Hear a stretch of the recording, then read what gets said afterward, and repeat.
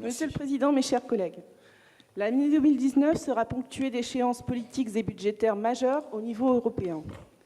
Elles arrivent dans un contexte particulier, avec une chancelière chancelante et un président français discrédité sur la scène internationale. L'Union européenne nous a habitués à une bureaucratie lente, intrusive et inflexible, prompte à imposer aux États des politiques aliénantes. Sa crainte est forte de voir survenir le 26 mai prochain un changement décisif capable d'apporter à l'Europe un fonctionnement respectueux de l'indépendance des nations souveraines et qui sert concrètement les intérêts des peuples.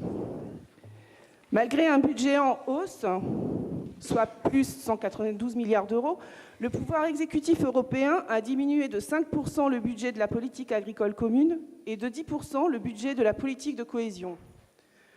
Le projet 2021-2027 annonce une forte diminution de la dotation de la France au titre des fonds européens structurels pour l'investissement. On peut s'interroger sur la légitimité de cette inflexion budgétaire ciblée sur la PAC et la politique de cohésion.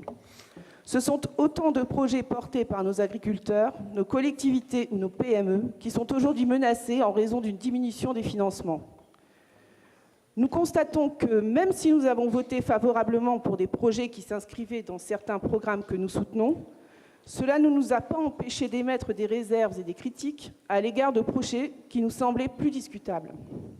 C'est ce bilan très mitigé qui nous oblige, Monsieur le Président, à refuser de vous donner un blanc-seing en matière de gestion des fonds européens. Bien loin d'un satisfecit, c'est plutôt une inquiétude que nous aurions à exprimer quand on observe les choix budgétaires qui se profilent pour la nouvelle programmation 2021-2027 des fonds européens.